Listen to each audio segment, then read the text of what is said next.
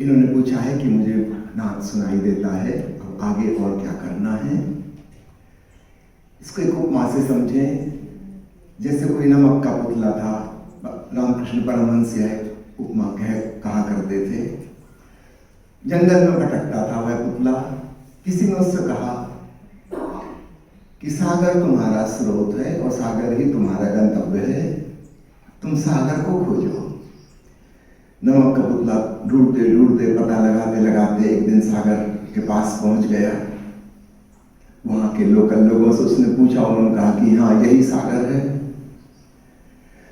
तो ये एक अवस्था है जहां हमें सागर का पता चलता है दूर दूर से। हम किनारे पर हैं, सामने सागर लहरा रहा है और किसी ने हमको बताया कि यही है सागर, यहीं से तुम आए हो, नमक के पुतले बने और अंततः एक दिन इसी में तुम विलीन हो जाओगे। यह सागर ही तुम्हारा वास्तविक स्वरूप है, यही उद्गम है, यही लक्ष्य है। लेकिन नमक के पुतले को लग रहा है कि मैं तो अलग हूं, मैं कहाँ ठोस पुतला, ये कहाँ लहराता हुआ तरल जल का भंडार, ये और मैं एक कैसे हो सकते हैं। तो ये एक अवस्था है ओंकार के सागर को जानने की। कबीर साहब ने व्यंग में कहा है ना, जिन खो जातिन पाइया गहरे पानी बैठ, मैं बौरी डूबन डरी रही किनारे बैठ। कहते मैं बौरी, मैं पागल, मैं किनारे बैठी रही क्योंकि मुझे डूबने में डर लगता था। तो पहुंच तो गई सागर के किनारे, पर किनारे पे तट पर ही बैठी रही और बात ना बनी। जिन खो जातिन पाइया गहरे पानी बैठ, असली खोज तो उन्होंने की जो गहरे पानी में डूबे। तो फिर एक दूसरी अवस्था है कि नमक का पुतला समुद्र में कूद गया पता लगाने कि समुद्र क्या है। कहा जाता है कि यही मेरा मूल स्रोत है, तो इसको मैं जानूं। अब वो गहराई में बैठना शुरू किया। जैसे जैसे गहरा जाने लगा, धीरे धीरे घुलने लगा, पिघलने लगा। तो ये दूसरी अवस्था है जहां उसका अहंकार पिघल रहा है, कुछ कुछ सागर में घुल रहा है, सागर के संग मिल रहा है। फिर भी अभी द्वैत की भावना है, अभी भी लग रहा है मैं तो अलग हूं, मैं सागर की गहराई में जा रहा हूं पता लगाने, मैं खोजी हूं, जिज्ञासी हूं। अगर यह खोज जारी रही तो फिर एक तीसरी घटना घटती है, जब नमक का पुतला बचता ही नहीं। अब वो सागर के संग एक हो गया। हमारे प्यारे सदगुरु ओशो ने अपना नाम परिवर्तित किया, ओशो, जो ओशनिक एक्सपीरियंस पर गढ़ा हुआ शब्द है।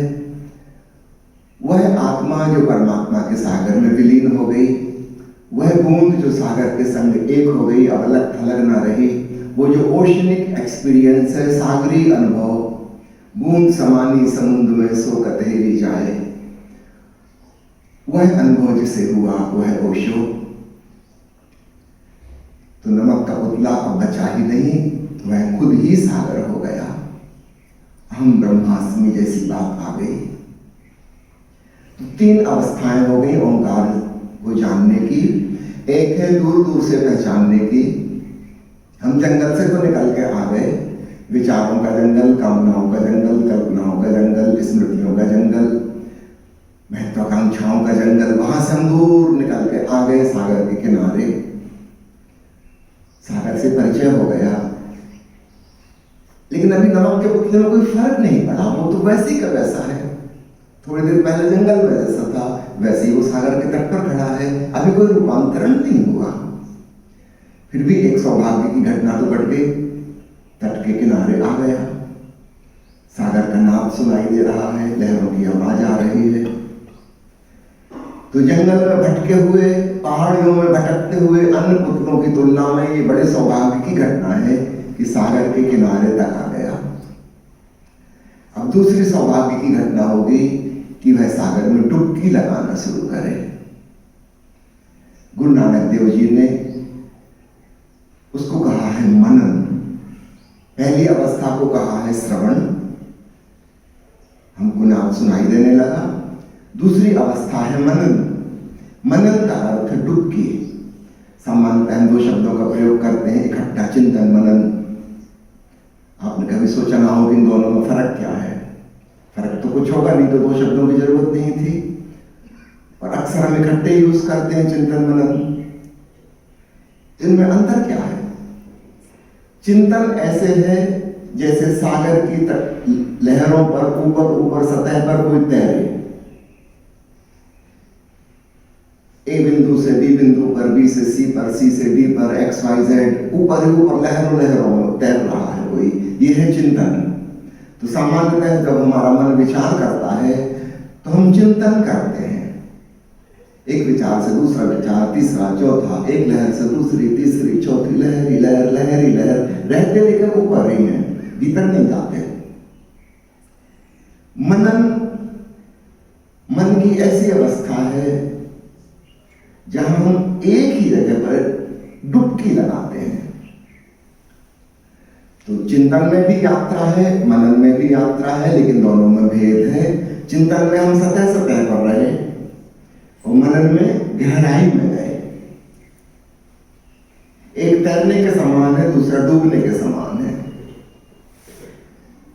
तो चिंतन में हम ए से बी, बी से सी, अलग अलग बिंदुओं पर गए, अलग अलग विषयों पर गए सोच विचार के।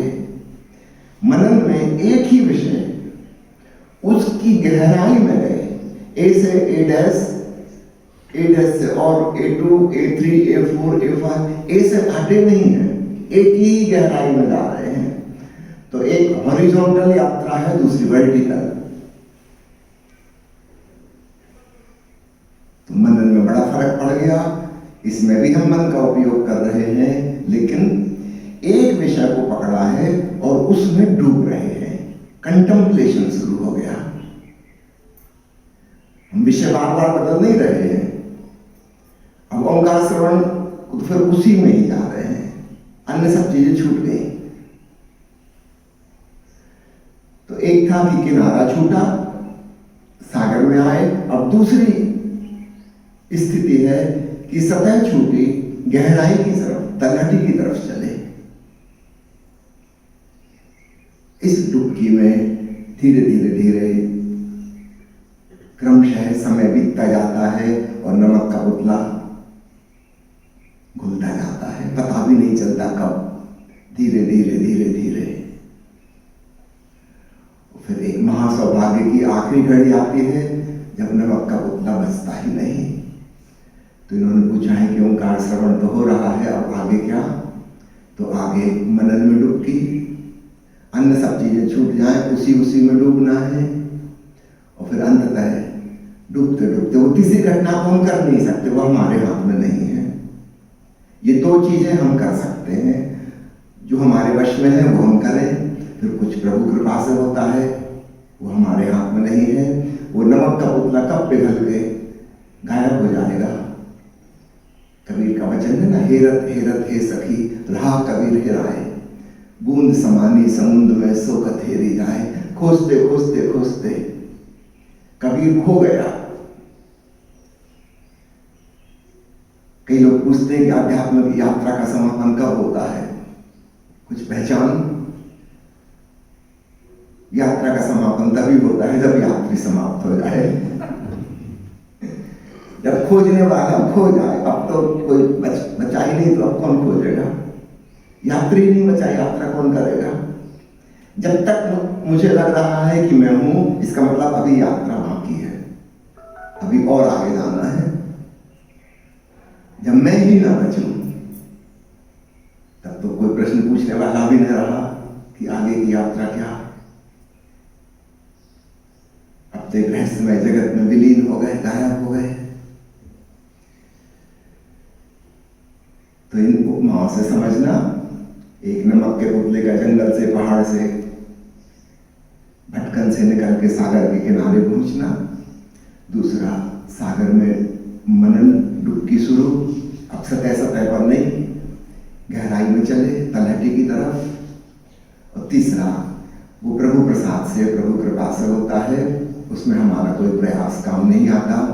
हम ये दो काम कर लें जो हम कर सकते हैं, बाकी फिर प्रभु की अनुकंपा से होता है। एक दिन नमक का उतला गायब, या कह लो गायब नहीं, सागर स्वरूप हो गया, वह स्वयं ही सागर हो गया। अब भक्त नहीं बचा, भगवान ही बचा।